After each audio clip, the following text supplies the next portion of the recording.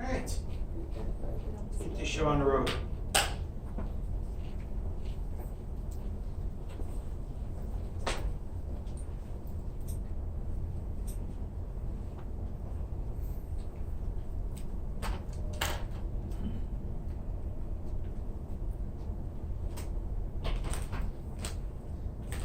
Okay, this is an adjacency matrix implementation. This implements my graph. So let's take a look at my graph. Basically, these are the same things that they have inside your book. You have an add edge from a source to a target, an is edge from a source to a target, remove edge from source to target, set label for a particular source, you can set it to that label. You can get the label from a particular vertex. You can see how big it is, and you can get a list of the neighbors.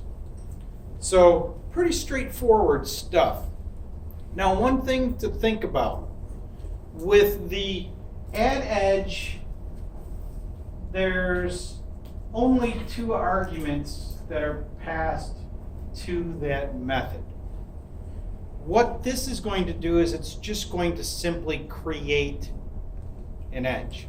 If we wanted this to actually have a cost associated with it, we'd have to send in a 3rd parameter, and instead of the matrix being a Boolean array, a Boolean 2-dimensional array, we'd make it a Boolean or an integer array or something like that, which is going to allow us to do that. Now, the labels are also something that we can do differently, okay? We could have an array of vertices that inside it contains a label, all that kind of stuff. But we could also just do it as a separate array that parallels a single-dimensional array that has the same number of entries in it as there are vertices, and they just have text strings in them, which is what we're going to do. But this is everything there is in a graph. It's not that big a deal.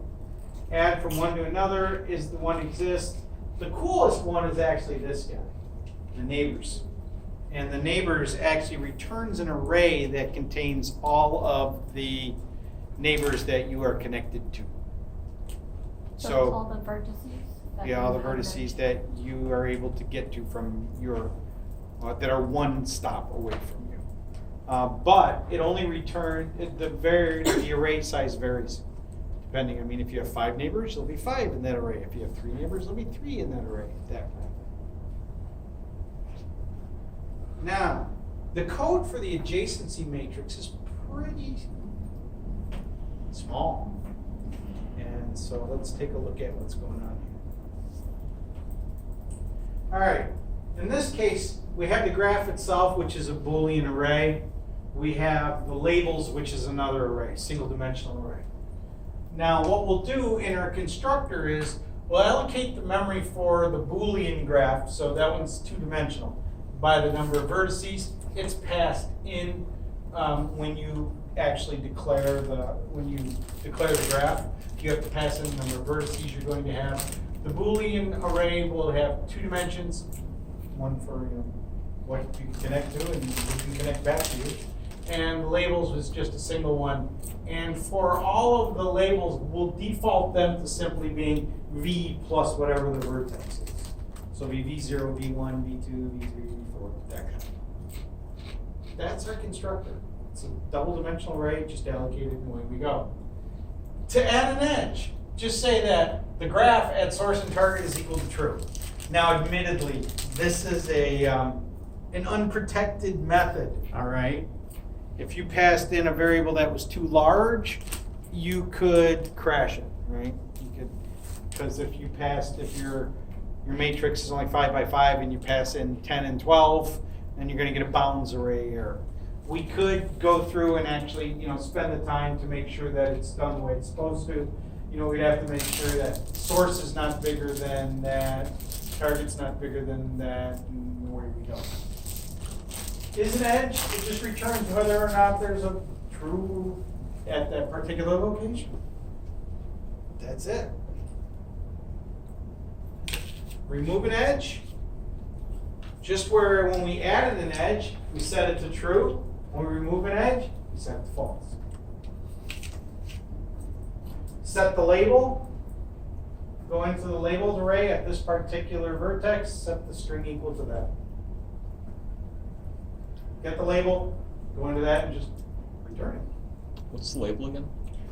You can decide that instead of it being V0, you want it to be stop 1, stop 2. Gotcha. Okay.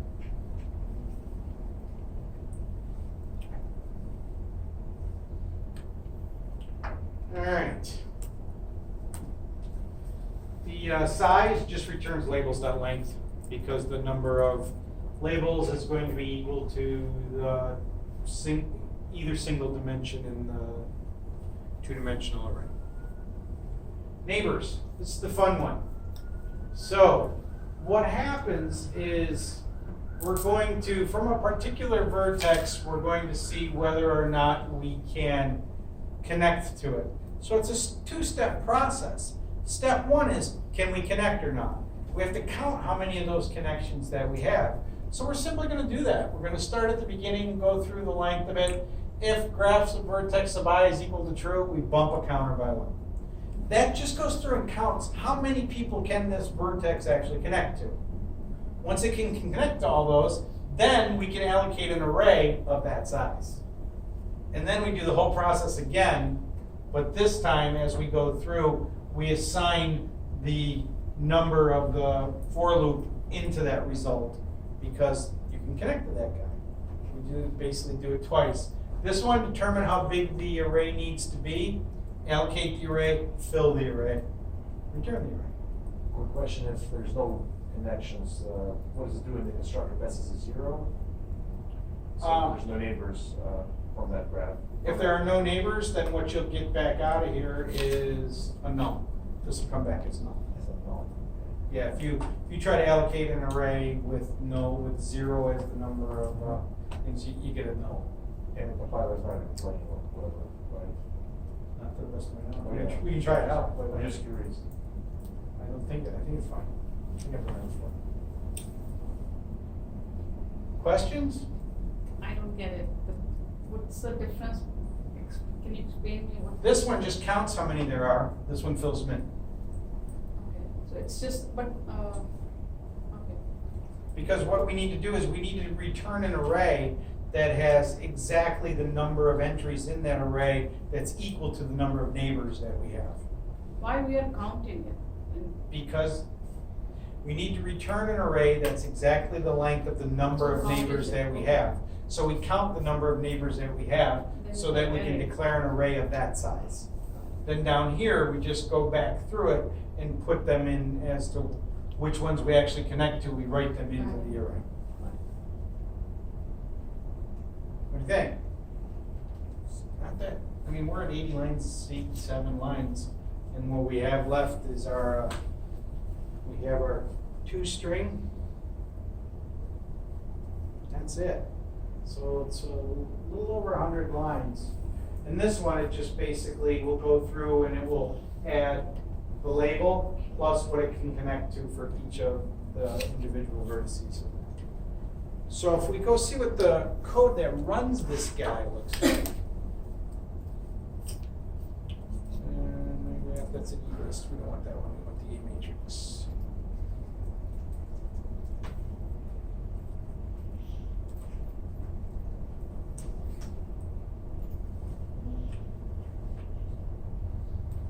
So here what we're going to do is we're going to add an edge from 0 to 4, 0 to 3, 4 to 0, 3 to 0, 3 to 5, 3 to 4. And then we'll print out the graph. And then what we'll do is we'll get the array that contains all the neighbors of 3. We'll print them out. We'll remove the edge from 3 to 5 and then print the graph back out again.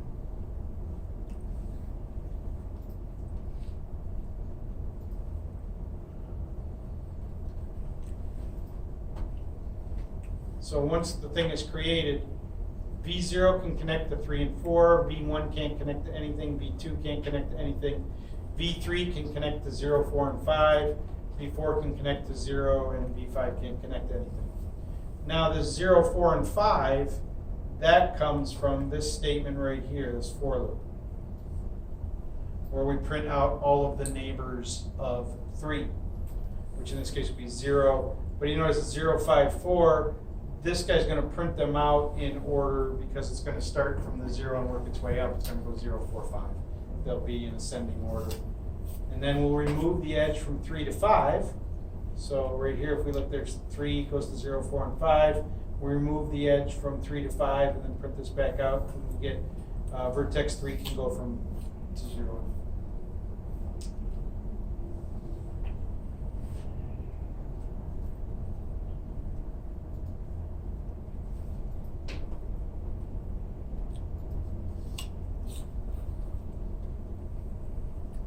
That's it. I mean, this thing is 100 lines, and a lot of it is the comments that are generated because we used an interface. But that's it. It's not magic, and I'm often, even after having done this stuff for 40 years, I'm still amazed at how powerful simple data structures can be. This one is very simple, but very, very powerful. If we wanted to change this from being a Boolean to an integer, we would just have to add one field here on the add edge and change the array from being Boolean to integer, and we could do that. We would add some slightly different methods. We would still have isEdge, but we would have like an edge cost if we had an integer in there, because this is going to tell you whether or not you can connect, but we probably want to change this to return the cost of the edge as opposed to whether or not the edge actually exists. That make sense? So what do you think? You go home and print this off and bring it to the final next week, right? That's what I would do. I would assume you guys would do the same thing.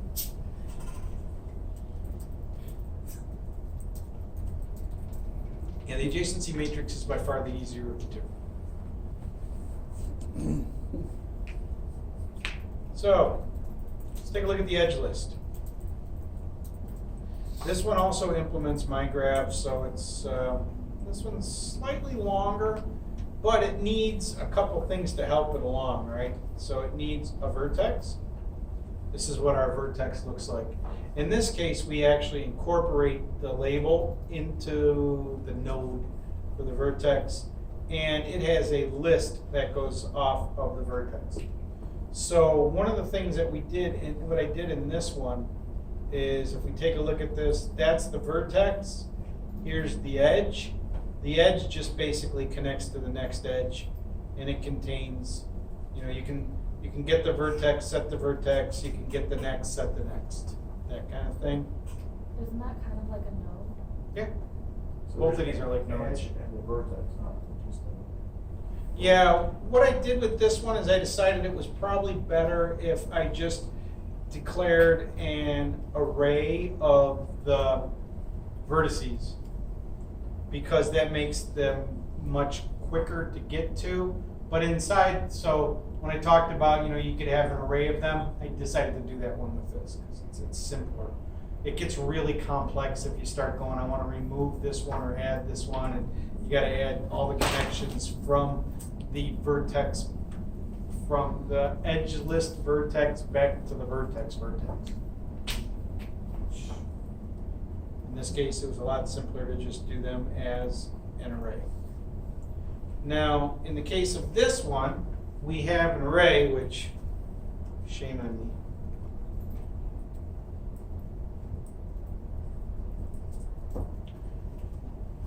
We have an array of vertices. That's, if you think about this list, there's the array down here, and then all the vertices, the edge lists come off there. This is the leftmost array.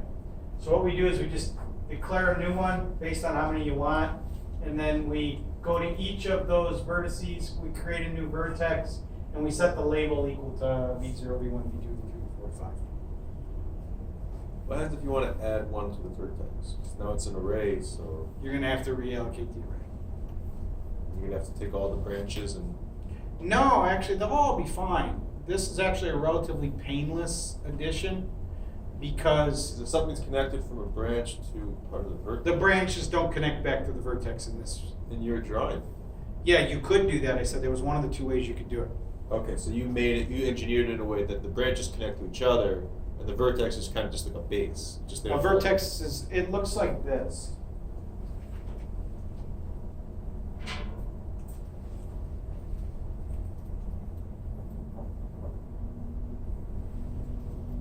And then off of here is my list. Let's see.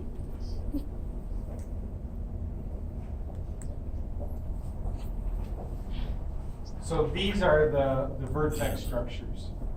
This is a vertex. And then these are the edges. Okay. So this is an array. In the event that we wanted to add another one, it's relatively painless. I mean, we just add one down here. Those ones just get copied over. So the arrays are, what's in the slots there, vertex objects? Yep. It's an array of vertex objects. And how do we get the edges of the vertex objects? Yep, there's a reference inside here that refers to that. Let's take a look at that guy real quick.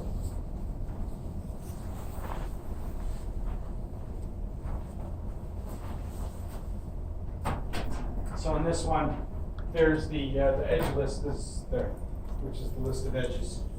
And then this only contains a label and then the list of edges. So all that's inside of this guy here is a label and then a reference to this list.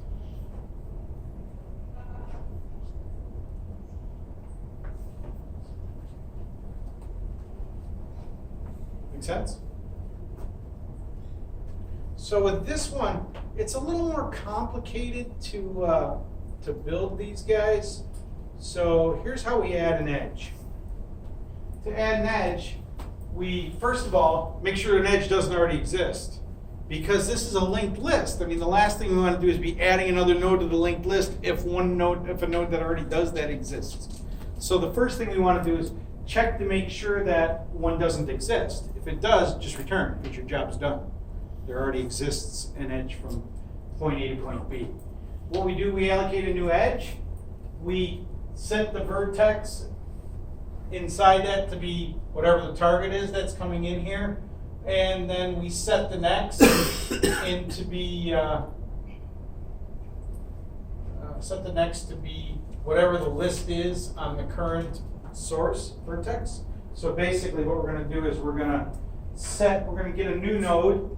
So let's say we allocated this guy here. We allocate this node here. And then what we do is we decide that we'll set his target inside here, which would be whatever it was passed in at that we're connecting to. And then what we'll do is we'll set his next to be whatever this guy's list is. So we'll set his next, markers suck, to be whatever this guy says it is, and initially it'll be that. And then we'll make this guy refer to that. So we're just adding him into the linked list there, where we set his list to be this new edge, and away we go. We just repeat that for everyone that we want to add going forward. Is an edge? It's a little more complicated to determine whether or not an edge exists here. In the matrix, it was just go to the location in the double dimension array, boom, zero, true or false there. This one, we actually have to go to the vertex in the vertex array and then scan through the list in order to see whether or not this target exists in there. So what we do is we set a flag to say that one doesn't exist. We get the list of vertices of the edges from this particular vertex, the one that's located at source. While that's not equal to null, if the vertex is equal to the target, the edge exists as true, and then we just keep going through. Now we could, at this point in time, once the edge exists, we could break out a while loop, because we found out that the edge existed, so we're done. Once we're done with all of that going through the for loop, we just return the whether or not we found out whether it exists. Now, you're going to see our old friends Prev and Kerr in this guy. Because what's going to happen is this is a linked list off of that vertex entry. We're going to scan through that list to find the one that we want to remove, and we need the prev and cur in order to be able to do that. So what we do is first, make sure there is an edge, because if there isn't an edge, this is a fool's errand. We shouldn't even be running this stuff. So the first thing we'll do is take a look to make sure that an edge exists. Then we'll do the whole prev is null, current equals the head of the list. Well, cur is not equal to null. If cur.get vertex is equal to the target, which it is. If prev is equal to null, it's the first or the only one in the list. So we set his list to be currents next. Otherwise, we set our previous to be currents next, and that's kind of it. Standard linked list, remove a node from in there. Search for a node, find it, and remove it. The set label is different too with the edge list, because one of the things that happens is that the labels are located inside the vertex entries. So in this case, it's actually pretty straightforward. We just basically go to whatever the index is in this guy and set his label to be whatever was passed in. Same with the get label. Size is the length of the vertices. The neighbors is equally as much fun as it was with the other one, because it's pretty much the same thing. First thing we do is count the number of neighbors, allocate the array, go back and find the number of neighbors, and away we go. This one is a little bit different here, because what we'll do is we'll get the list off of the particular vertex in question, and then what we'll do is we'll just scan through it. Each time we scan through it, we'll add his vertex to the result array. Here's our toString. He goes down the vertices for I equals 0 to vertex length. He gets the label, and then he gets the label of that vertex, then he starts the set, and then he just scans through and then repeats it for each one down. If we take a look at what this guy does when we run it, we change this from being an A matrix to being an E list. Run it, it should look magically similar. Yeah, it looks pretty much similar.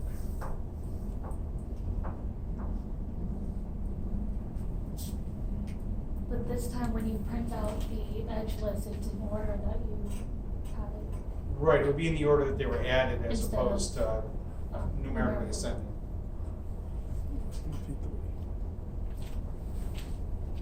Flyer, got a question?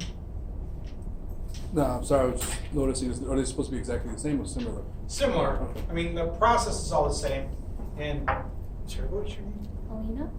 Alina? What Alina pointed out is that in this case here, the 450 are going to be the order that they were added, as opposed to the mathematically ascending order that we would get if we looped through the for loop. Because they're added to the linked lists. Right. I just get confused because you have that really long last name. I was gonna say, it's only the last I know, day. your last name was like this long.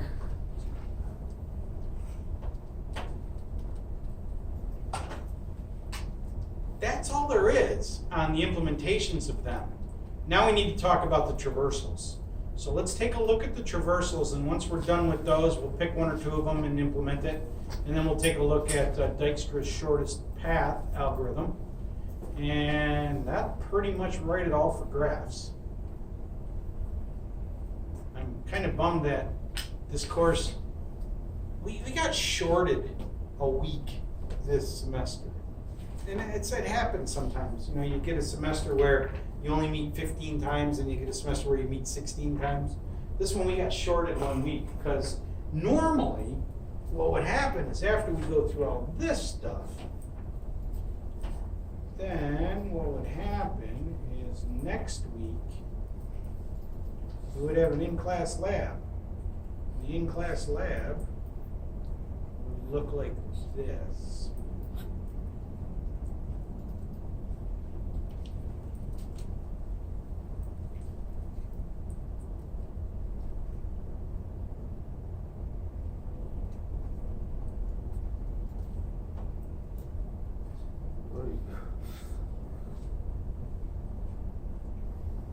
Is that our bonus homework?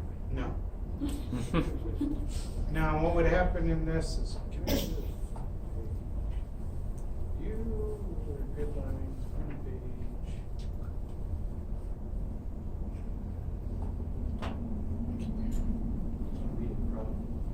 Basically, what happens is, there's normally another week in class, and I have you do this lab. So you could either do something with chained hashes because you did something with open address in the homework, or you could do Dijkstra's shortest path algorithm.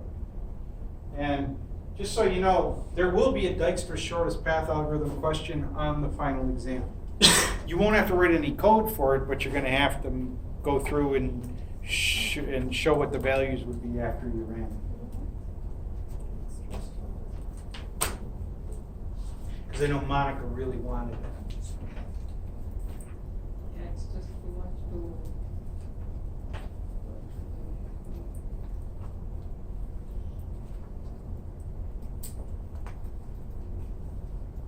I'm signing, you're not doing anything. Whatever. Alright, so yeah, it's kind of a bummer because I would really like to do that lab. We don't get to. It sucks. It's not fair.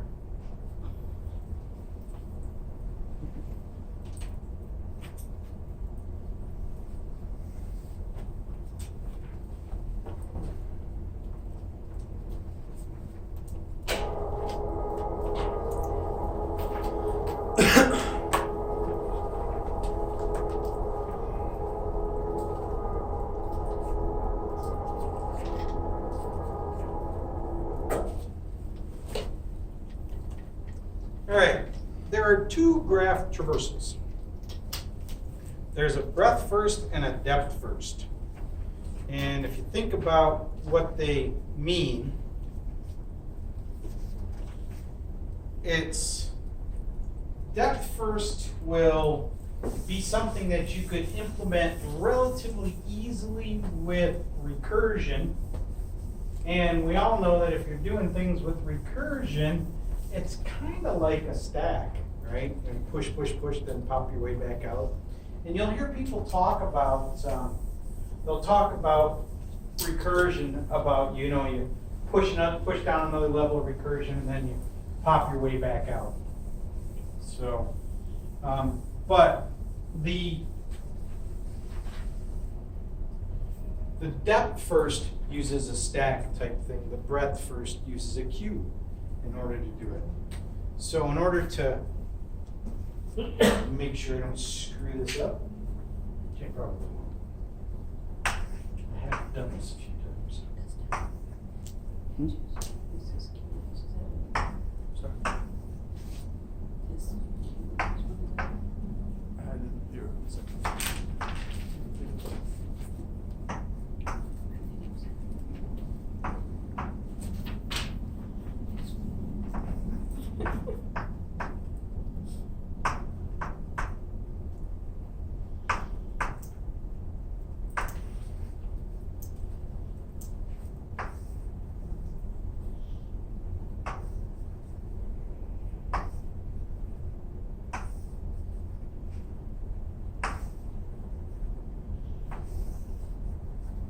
Now, there's something that's interesting to think about with graphs that you don't really have to think about with other data structures. Where you can get to in the graph depends on where you started. For example, if we start in vertex 5, we can't get anywhere in this graph. If we start in vertex 2, we can get to V0, we can get to V4, V1, V3, V6. We can get to everybody if we start here. If we start here, we can get to everybody except that guy. That kind of thing. So it depends on where you start. So if you start from a particular location, sometimes your accessibility to all the vertices is either curtailed or enhanced. All right, so let's take a look at a depth first search of this guy. So what we want to do is we want to keep track. Basically, our goal is the same thing as the binary tree traversals. you want to hit every vertex that you possibly can and not repeat it. So it's important to not repeat it, because the last thing you want to do is get into a loop where you just keep going over and over and over again. So what we do here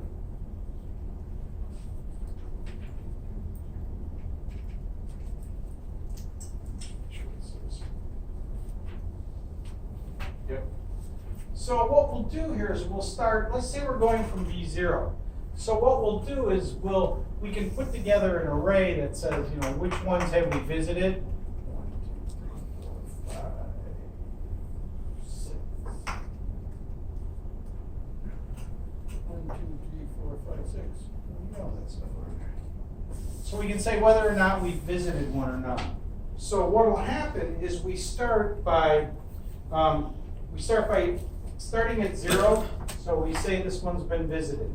And then what we'll do is once we've done that, we'll take a look at what neighbors can we go to and which path should we take.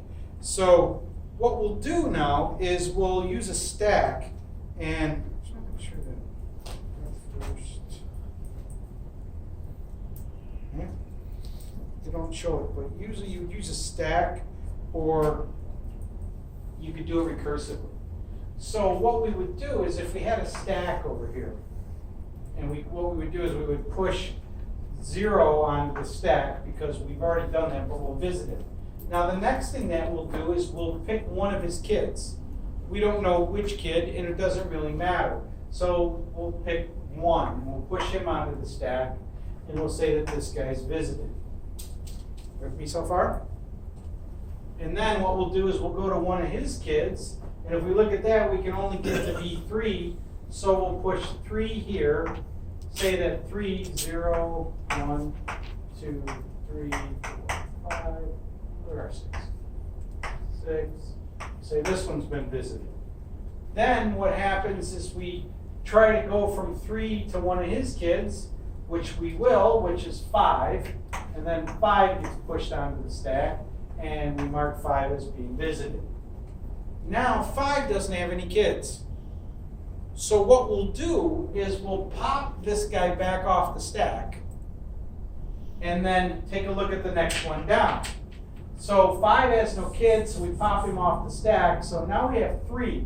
We go back to 3 and we say, well, we could go to 5, but we've already been there because it's already been visited, or we can go to 6. So what we'll do is we'll push 6 onto the stack and mark that one as having been visited.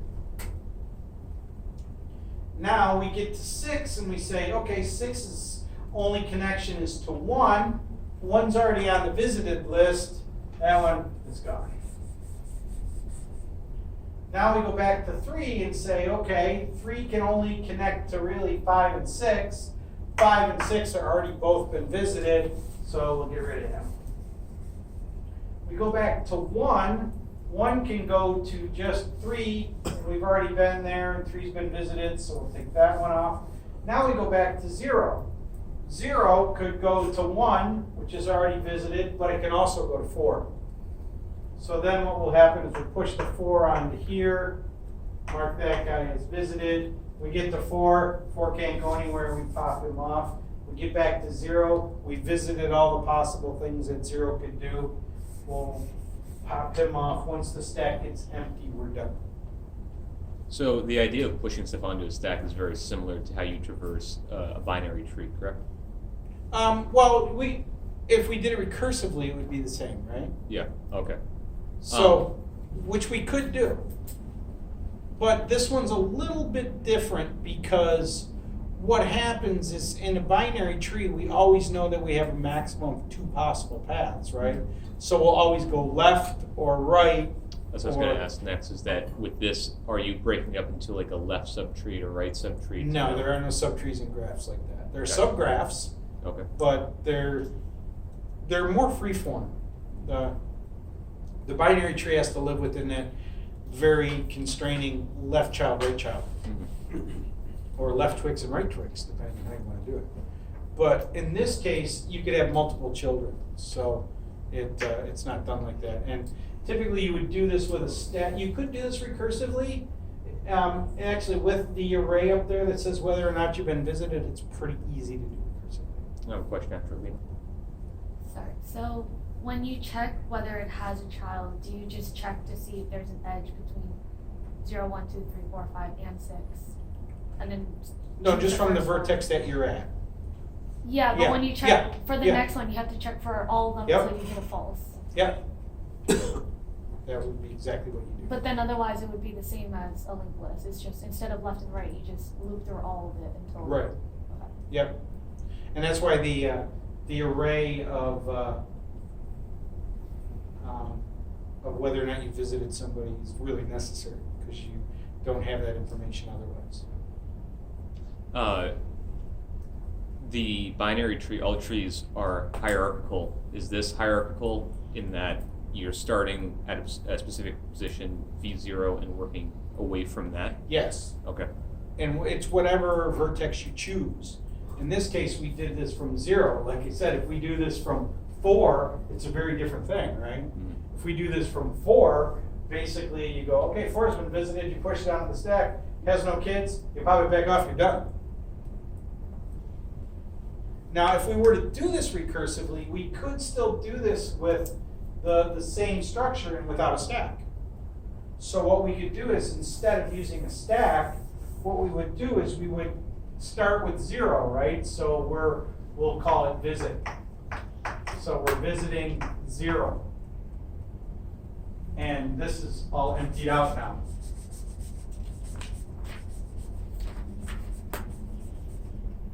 So what happens? In 0, what we'll do is we will mark 0 as having been visited, which is true. So, and to show what's going on, we can say mark 0, right?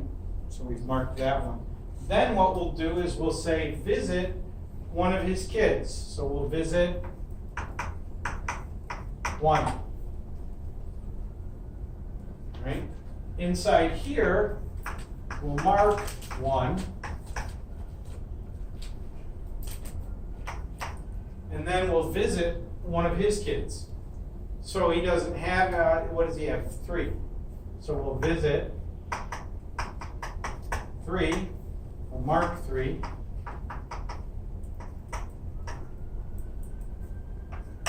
And we'll visit one of 3's kids. We'll visit 5.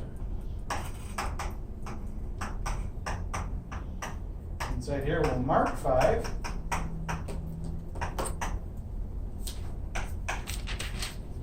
And then from 5, we don't have any kids. So we pop back out. So what would happen inside here, when we're actually figuring out who we visit, there's going to be a loop here, right? It's going to be a loop. Check all of your neighbors.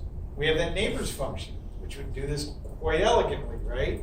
Give us our neighbors. If we would then just basically look for one that had been visited and visited. Very straightforward. You know what? This is probably a really good one to implement.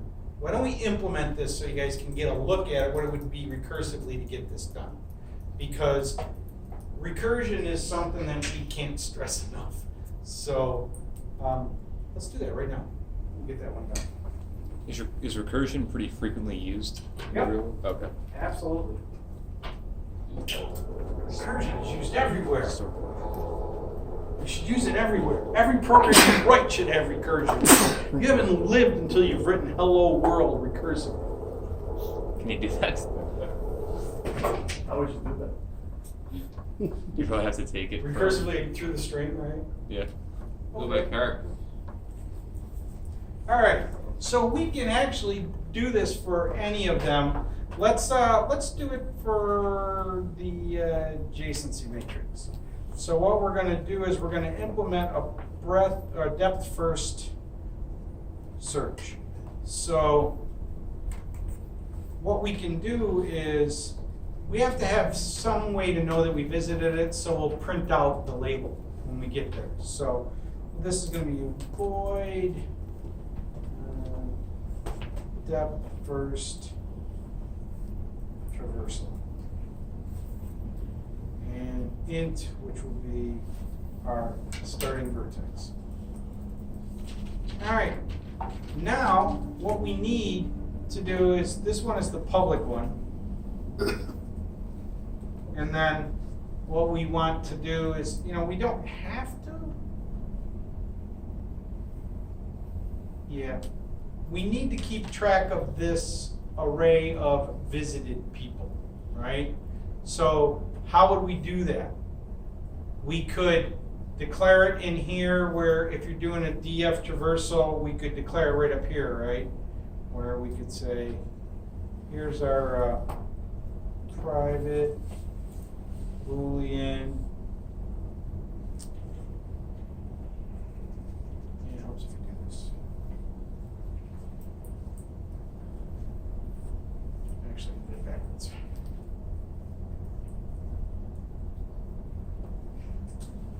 So here's our visited array. What we can do inside of our start here is we can say for I equals 0, I is less than labels dot length I plus plus, and we'll say visited sub I is equal to false. So there's our so we declare I. So there's our create the array.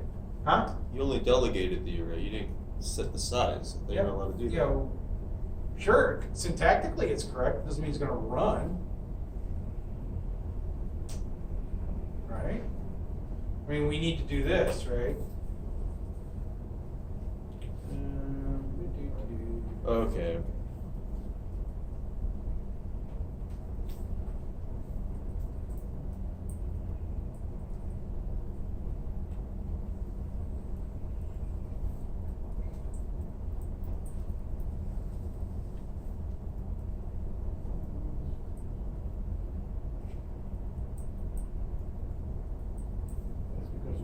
That's because you declare a Boolean. No, yeah, that might work, huh? There we go. So now we have that done, and then the next thing we would do inside here is we would call our recursive method. So inside here, what we'll do is we'll call recursive depth first traversal, and now we can just pass in whatever one we're starting in. And then private void IC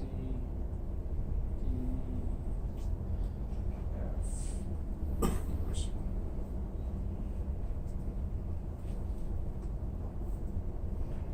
All right. Yeah, I just pass in the start. There we go. So now we're inside the recursive guy. And this is where all the magic's going to happen. So what's the first thing that we need to do is we need to determine when do we stop, right? So why would we stop? If we get to a node and he doesn't have any children or any neighbors, that's a pretty good time to stop, right? There's nothing really to do there. So we'll remember that. Stop if no neighbors. Alright. Otherwise, what we're going to do is we're going to have to mark ourselves.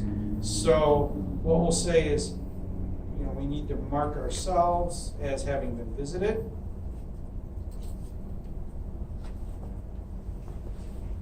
I mean, another reason to stop would be stop if already visited.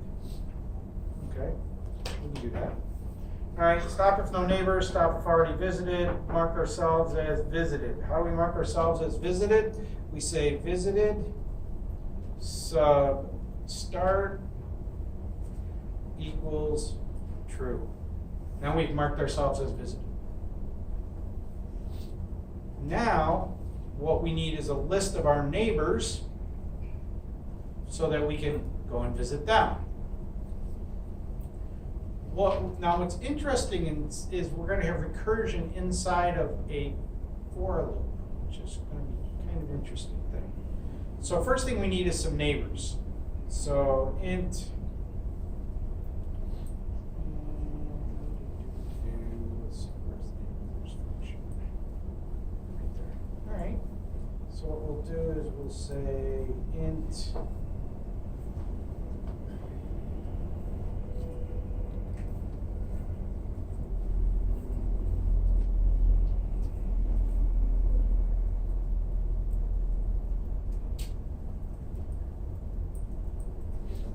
Now we have our list of neighbors. Pretty straightforward. What we're going to do now is for int I equals 0, I is less than neighbors dot length I plus plus. If not visited sub neighbors sub I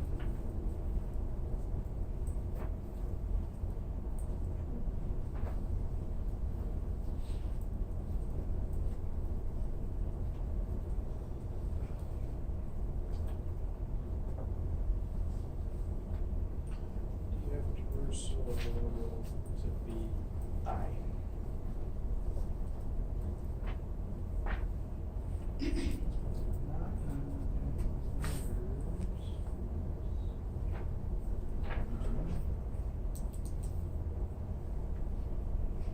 All right, so when we visit it, let's make sure that we also say that we visited a particular, we need to print something out that shows that we visited here. Visited, and then we have a get label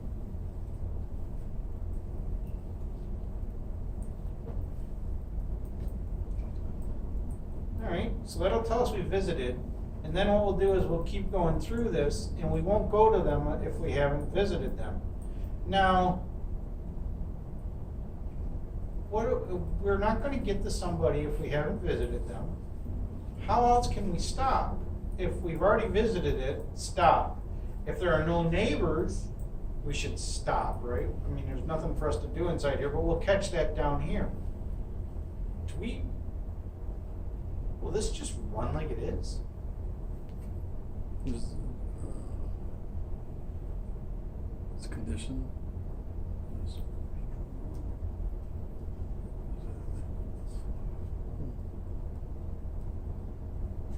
Let's try it. You never know, right? So let's build the same graph that we used for the example that we were playing with there. All right, so in order to build that graph, we need to go back to our driver and let's build this graph. So in this case, 0 connects to 1. It does have 6 vertices. 0 connects to 1, 0 connects to 4, and that's it. Then 1 connects to 3. 1 connects to 3, and that's it. And then let's go 2 just connects to 0. 3 connects to 0,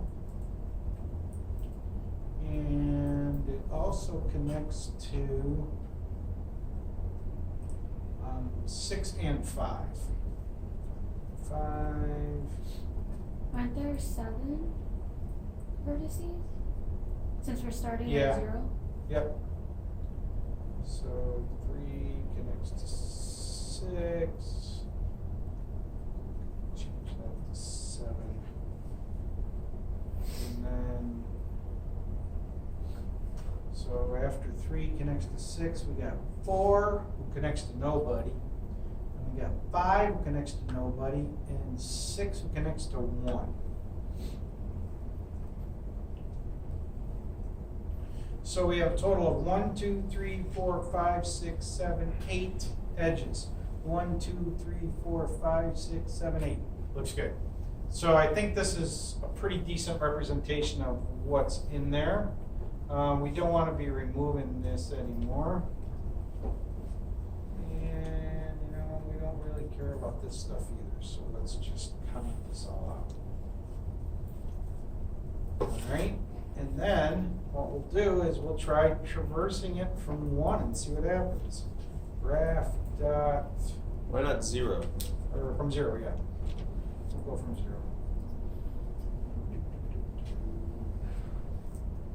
It's D something. Yeah, the problem is it doesn't exist yet because this guy has to be saved first.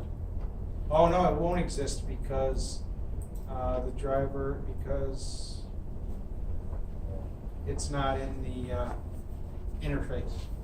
So what we can do is we can add it to the interface, but then it will have to be, this is always a downside to interfaces. If we add it to the interface, well no, what we can do is instead we'll just change this to be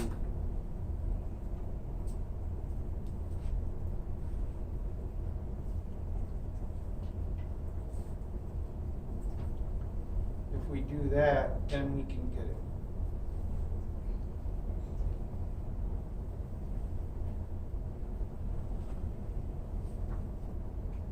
All right, this may not run, it may crash and burn horribly, which would be really cool too, but let's see what happens. Boom. All right, so it looks like we spent some time looping around here.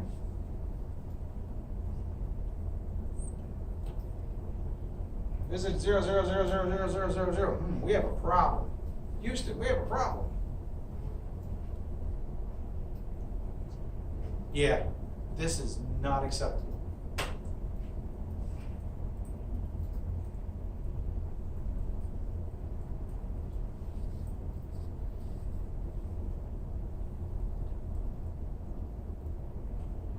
So we mark ourselves as visited and we print it out. Then we get our neighbors. And then for each of our neighbors, we traverse down to them. Aha. So, yes, we do need this one. If visited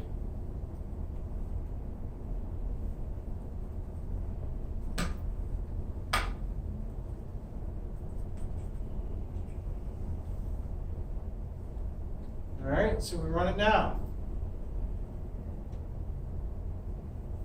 We're getting closer. We got to 1, right? So what would have happened is we've gone into 0. And 0 would have been connected to 1. We'd have found that. We'd have come back in here to 1. If we've visited 1, we hadn't. So we would mark 1 as being visited. Then what would happen is we would get 1's kids, right? And we'd print out that we visited 1. Then we would get his neighbors, and if we hadn't visited his neighbor some certain location, we would then, no, okay, this is wrong. So this has to be, that would probably be better. 0, 1, 3, 5, 6, 4. Not bad.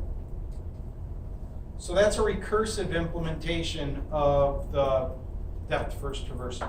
What did you have there before? I just had I instead of neighbors sub I. So what would have happened is we would have always just gone 0, 0, 0, 0, 0, 0 instead of whoever our neighbor was. What do you think?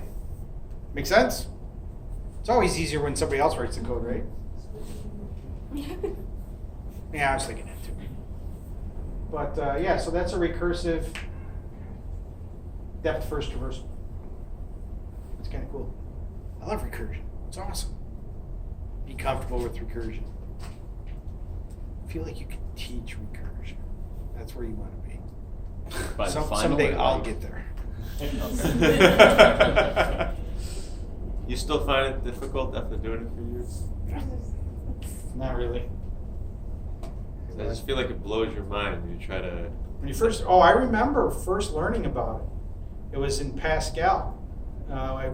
Everything that we did was in Pascal at the time, and it was in the second semester of Pascal. You learned recursion before you got to data structures. And so we took a semester of Pascal, and in the second semester of Pascal, we learned about recursion.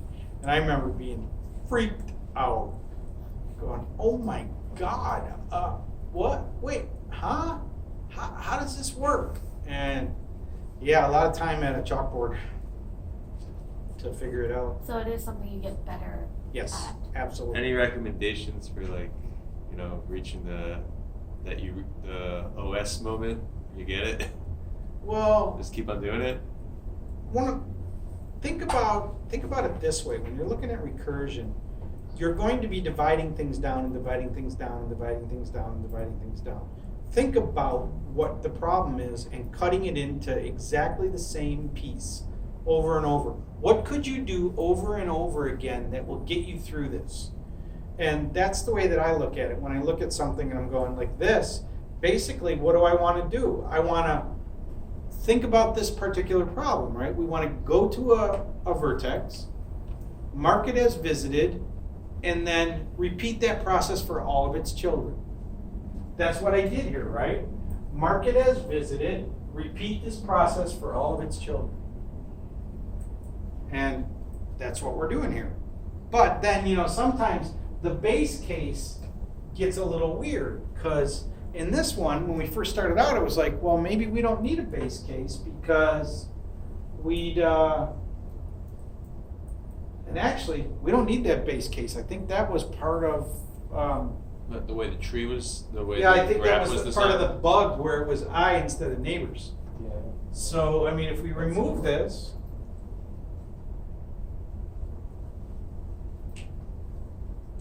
does it still What's run? the shortcut for that? I was always wondering. Oh wow! How do you do this?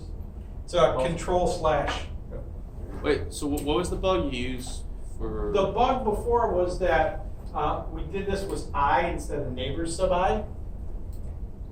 Okay. So we were always going to 0 each time, and that's why that visited needed to be in there. In that case, we don't really need that, so yeah, you really don't need that. But in this case, all I did was think, what do? We mark it and repeat for every kid. You get to a kid, you mark it, repeat for all of his kids. Get to one of those kids, mark it, repeat for all of his Wish kids. all questions can be broken down like that. Well, not everything's recursable. No, everything that can be done iteratively could be recursively. No, Other way.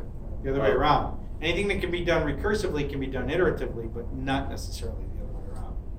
So, yeah, there are things that you're not, and look, what I give you on the final exam, I'll tell you, do this recursively. Can you tell Thank you. when you find something that's not recursable?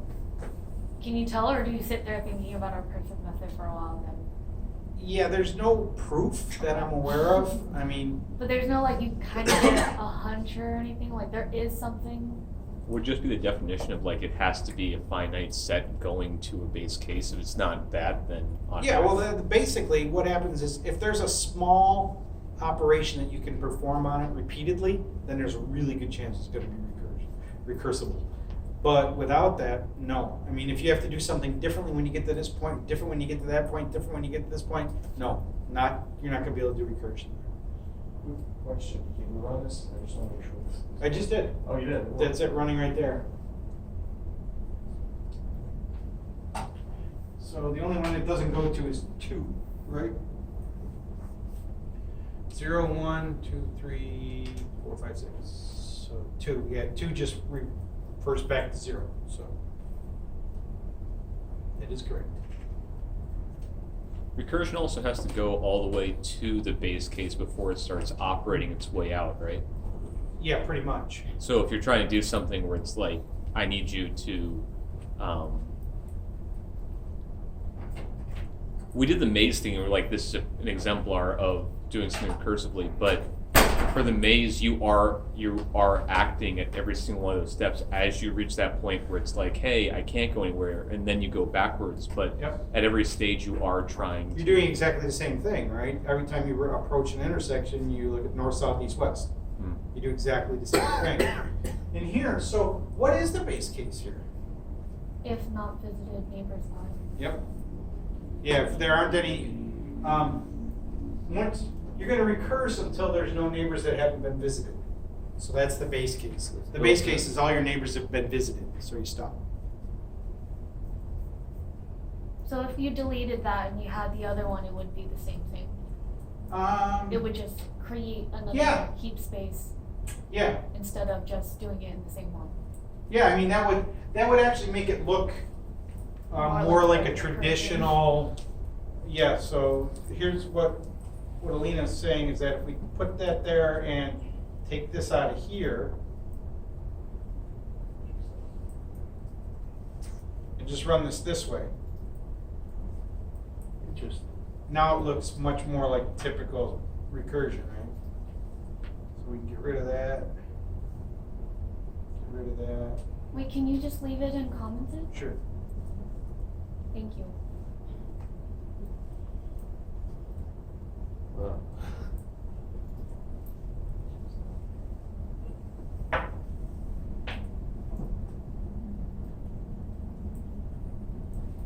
Take 5. Come back, we'll look at the breadth first traversal and Dijkstra's shortest path algorithm. Technically, isn't the other way better, the one that's commented up? Because you don't have to create a new.